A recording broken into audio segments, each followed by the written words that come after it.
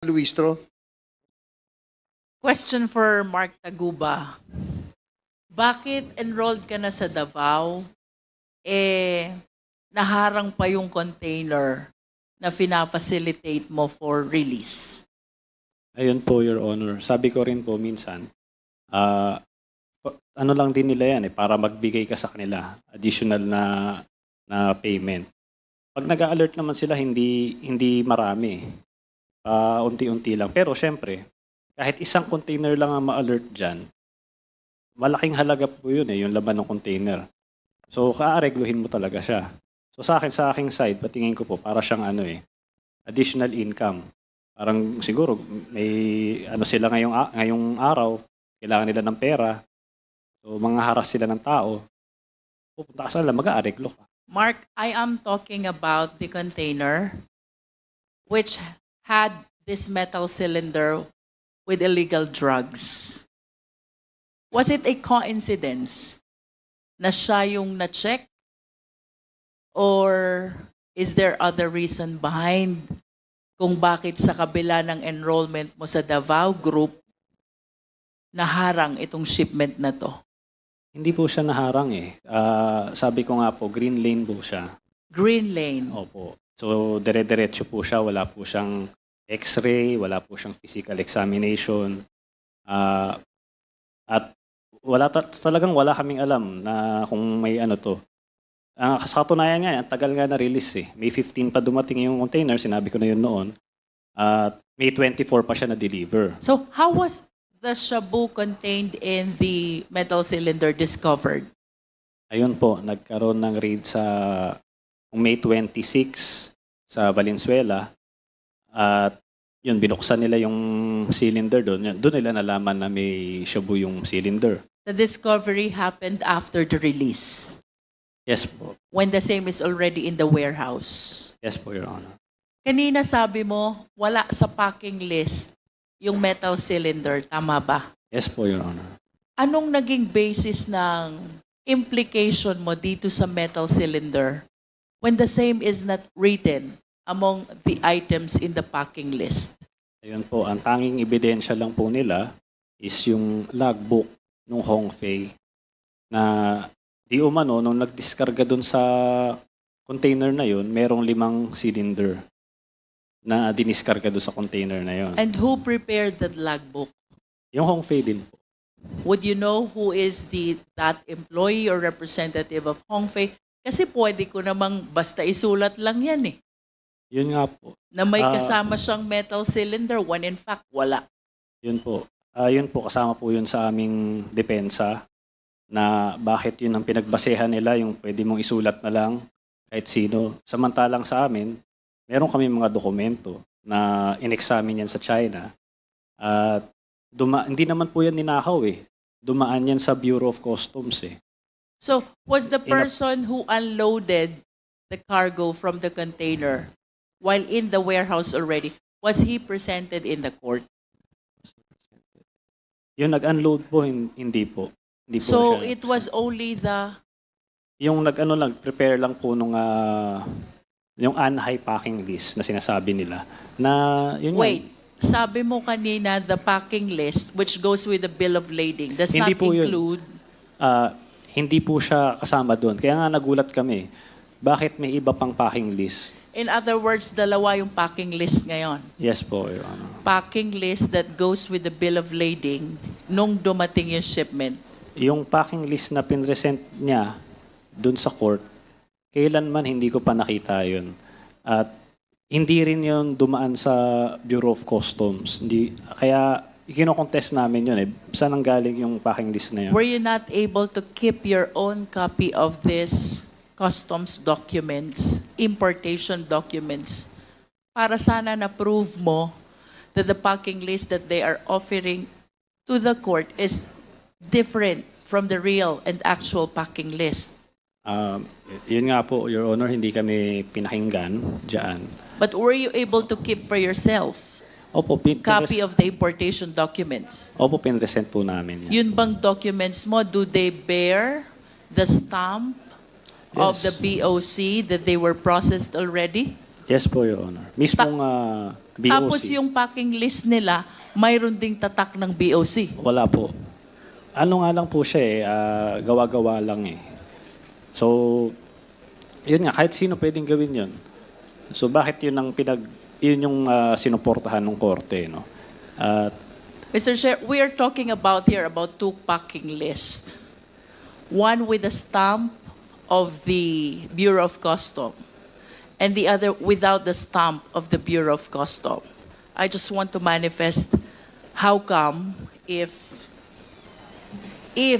the one with the stamp was likewise presented in court, present nyo ba? Yes po.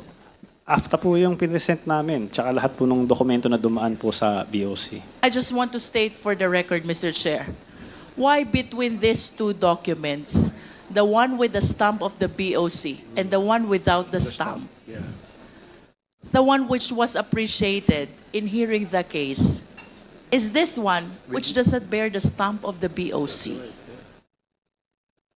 That is a manifestation, Mr. Chair. And kanina po, sabi ni Mr. Guban, thank you Mr. Taguba, since time immemorial, aba nakakaalarma po yan. Napakarami po ng estudyante ng Customs Administration. And even myself, I was able to teach a lot of Bachelor of Science in Customs Administration students. It is quite alarming na ang dadatnan nilang sistema sa BOC has been installed since time immemorial. Talo pa, Mr. Chair, ang principle of law since time immemorial.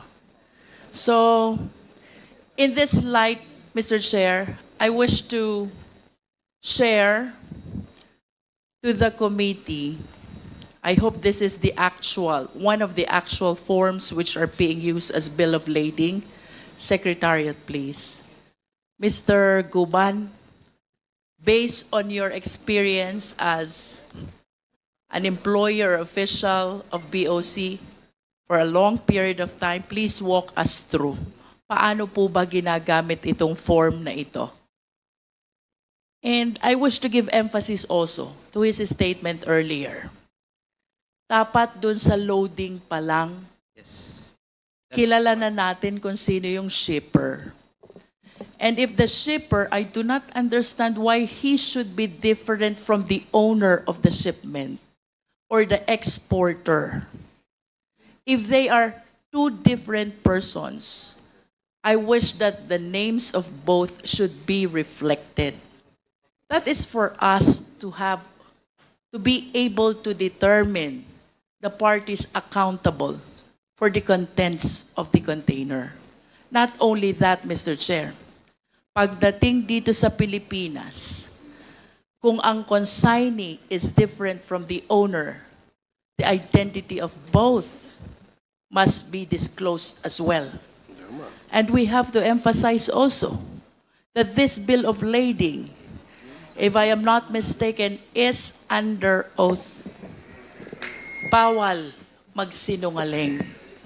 I remember, Mr. Chair, during our hearing in the Dangerous Drugs Committee about the illegal drugs which was apprehended at Empire 999 in Mexico, Pampanga.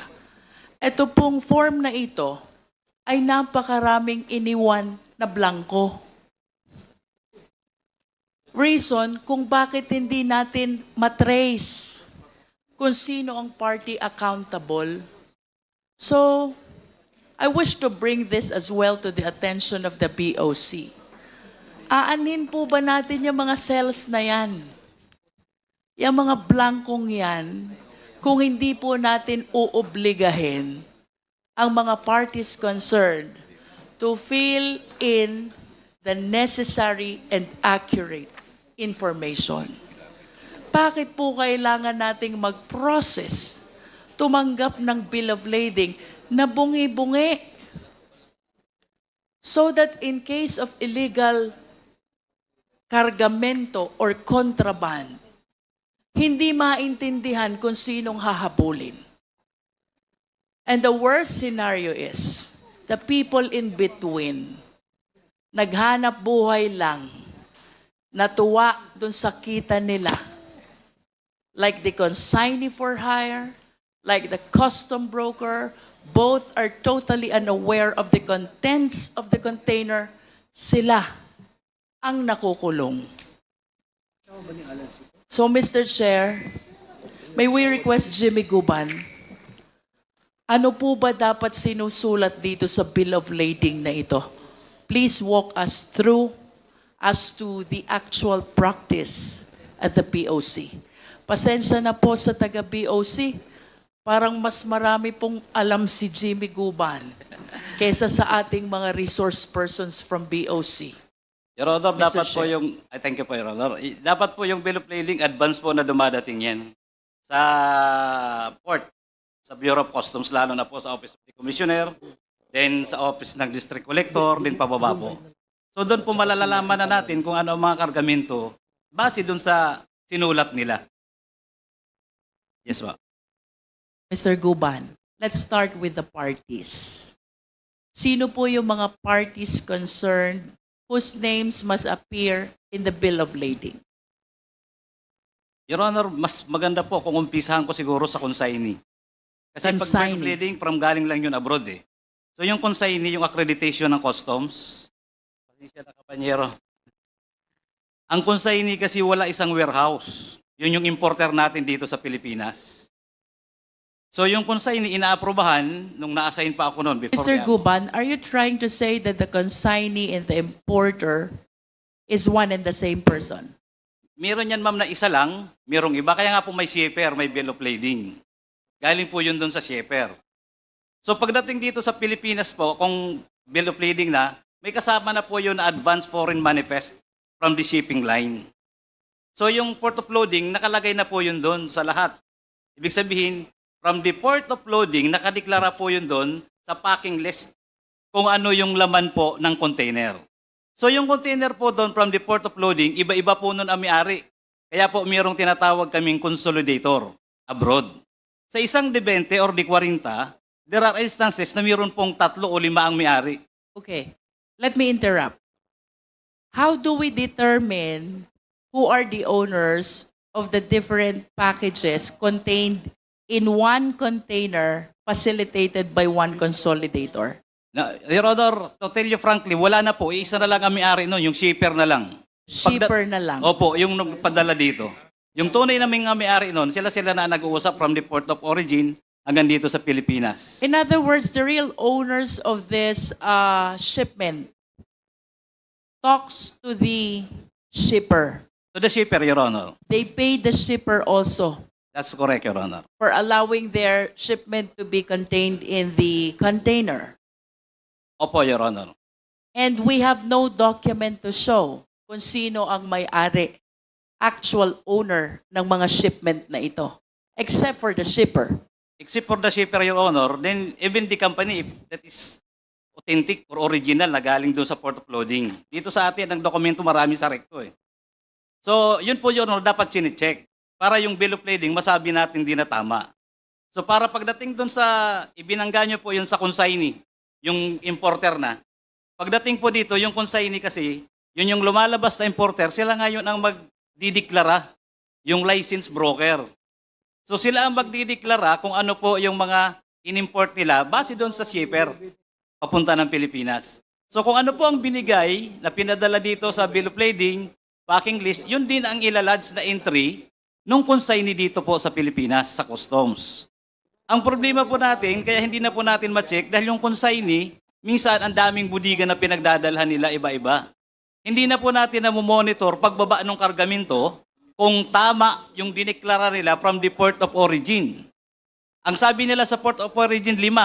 Tsinelas, shoes, t-shirts, kung ano pa. Pagdating po dito sa Pilipinas, hindi na nakikita ng mga consignee, yung nagtatrabaho na katulad kay Mark. Kasi dinadala na po yan nila sa kanilang budiga. So ang customs po, nawawala na yung monitoring kung ano na po ang laman ng container. So that is how the law enforcement in the Bureau of Customs work. Is it correct to say, Mr. Guban, na ang ginagawa ng consignee at importer dito sa Pilipinas, they simply rely on the packing list that was prepared by the shipper? Yes, Your Honor. And if you are the shipper, will you include among the packing list those which are illegal? No, Your Honor. Definitely not. Not, Your Honor. In other words, dapat may actual inspection, From the port of origin, Your Honor. That's correct. both from the port of origin and at the port of unloading. Yes, Your Honor. Opo. Tama po ba? Yes, Your Honor. Please continue, Mr. Guban. So, pagdating po dito ng consignee, iba-ibang may-ari, yung container minsan sa kalsada lang po yan. Pag walang warehouse na designated yung consignee, minsan sa kalsada lang binababaan na nila yung kargamento. Hiwa-hiwalay. Ilalagay na sa mga close van. Pag may illegal, close van kaagad yan, takbo na sa kanila para pambinta. So, we cannot, Your Honor, prevent the cargos, legal man or illegal, kung paano talaga natin maitatama, pati sa duties and taxes. Pati na rin po sa BIR, pagdating sa BIR. Dahil pagdating sa deklarasyon na nila, iba na. So, Because there is really no actual inspection. Your Honor, hindi naman po, kahit na wala na pong actual inspection sa x-ray makikita, kundi pagdating po dun sa labas. Kasi pagdating na po sa labas na wala na sa customs area, customs zone, nasa kanila na po for delivery na, where the customs importation will finish, so doon na po yung sa kanila na. Yung mga nandoon pala ay mamahaling laptop, mamahaling mga taxable goods. Hindi na po namin yun nakikita, hindi na po nakikita ng customs yun, kasi nandun na yun, sarado na ang budiga nila. So lalo na po pag ito nandun sa mga industrial estate. So rami po ang palusot na nangyayari from the port of origin, port of loading, hanggang doon po sa delivery po dito sa atin sa Pilipinas. Attorney, I have few questions.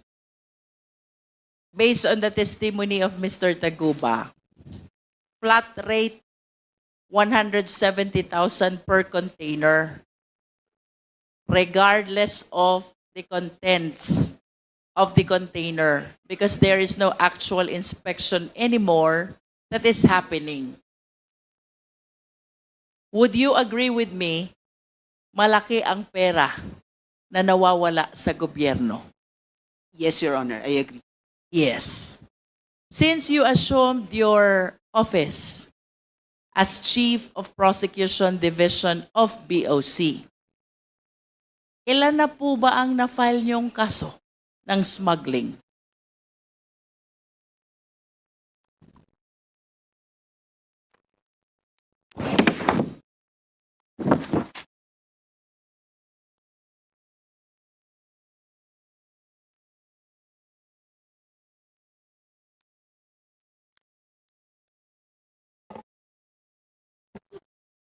Your Honor, based on our data, there are 508 cases from 2018 to 2024, Your Honor, Where do you file those cases? before the Department of Justice, Your Honor. DOJ. Yes, Your Honor. Ilan naman po ang nakaabot sa court?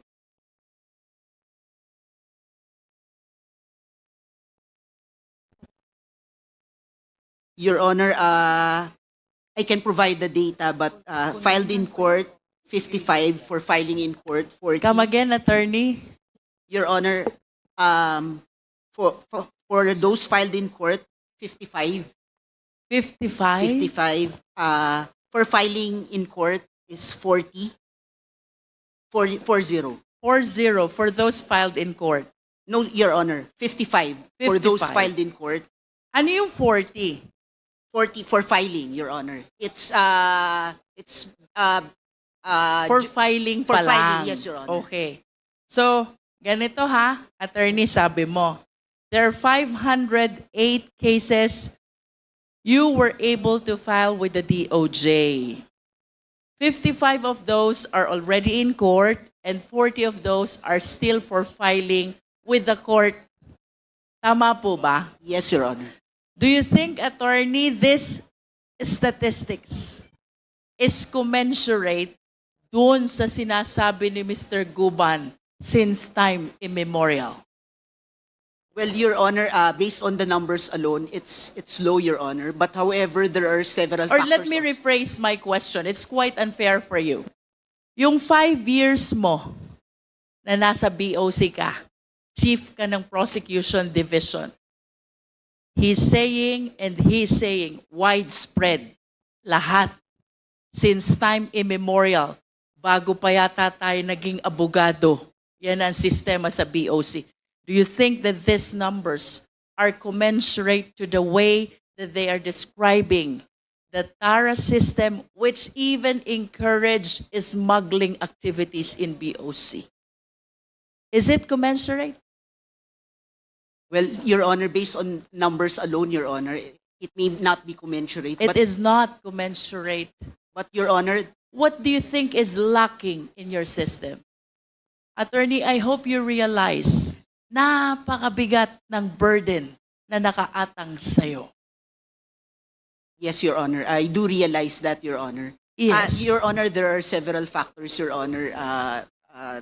All right, please enlighten us. Your Honor, one is there's a 2024 rules on preliminary investigations and inquest proceedings, Your Honor, which changed the the quantum of evidence, Your Honor. Why? Is it not probable cause pa rin ang Your pinag-uusapan Honor. natin? No, Your Honor. What? Prima facie evidence, Your Prima Honor. facie evidence. Yes, Your Honor. And then? And then another factor, Your Honor, are availability of original or certified documents, Your Honor.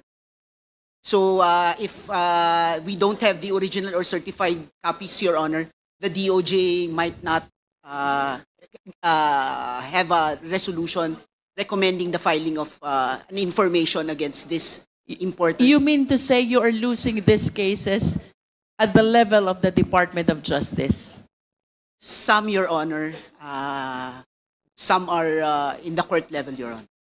Ito bang 508 minus 40 minus 55, buhay pa ba to? Still pending with the DOJ or dismissed already? Your Honor, these are, some of them are dismissed, Your Honor. How many have been dismissed already out of 508? Based on my data, Your Honor, 10, Your Honor. 10 dismissed in court, Your Honor. Dismissed in dismissal. court. Court dismissal. Dismissed by DOJ. How No, many? Your Honor. Dismissed by DOJ, 16, Your Honor. 16. Your Honor. So, ang talo mo lang is 26. Your Honor, there's also for automatic review, Your Honor. May pag-asa ka pa sa 472. Yes, Tama ba? some of them are for automatic review, Your Honor. For automatic review by the DOJ as Yes, well. Your Honor. How many are you in your office? Are you addressed also as prosecutor? Your Honor, it is the Department of Justice state prosecutors who are the Yeah, but your office says prosecution division. How do we have to address you? Your Honor, we are also government prosecutors, Your Honor. We are the one who Government prosecute prosecutors. seizure cases. But you Your are under BOC, right? Yes, Your Honor. Baka dapat ang prosecutor galing DOJ. What do you think? Your Honor, with due respect, Your Honor, the BOC lawyers are trained with the Customs Modernization and Tariff Act, Your Honor, and other related laws, rules, and regulations, Your Yes, Honor. but based on your own admission, this statistics is low compared to the widespread TARA system that the two resource persons are describing. Well, Your Honor, we are also in close coordination with the Department of Justice in order to improve our system, Your Honor. Let me go back to my question. How many are you in your office? How many government prosecutors are you in your office? Your Honor, 15, around 15, Your Honor. Around 15. Do you closely coordinate with the BOC police? Yes, Your Honor. They provide us with data, Your Honor. Whenever they have a seizure, Your Honor, we are. How many are those people at the BOC police, the law enforcement? I have known. You have no idea. Okay. Mr. Chair, I wish to request for a summary of the 508 cases. Just a summary. And then a verification of whether this 508 consignees belong to Green Lane, yellow lane, or red lane?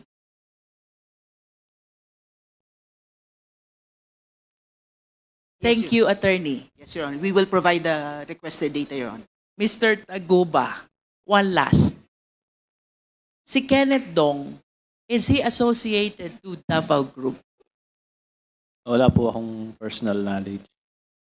Parang nakikita ko lang may picture sila eh. Hindi ko po alam. Do you believe that what happened at the warehouse, the raid that happened at the warehouse, where this metal cylinder was discovered containing shabu, do you believe that this is just part of the regular operation of the law enforcement, and it is just a coincidence that you are one among those enrolled with Davao Group? Nagkataon lang ba ito? Sa akin po, kasi wala naman po akong personal knowledge. Sabi ko nagkataon lang. Nagkataon lang. Dahil wala naman po akong alam eh. Bukod dyan wala po akong alam sa mga ganyang bagay. Mr. Chair, as a final word, I know I have said this before, but I think the revelations that we continue to hear from the resource persons warrants really the revisit of the charter of the Bureau of Customs. Thank you, Mr. Chair. Thank you, Congresswoman Luistro. The manifestation is well taken, and in fact, one of the recommendations that this committee will make is the review of the BOC charter after we have completed the investigation on this particular issue. Now, for a short interjection, Congressman Keith Flores, and then we will move to another topic.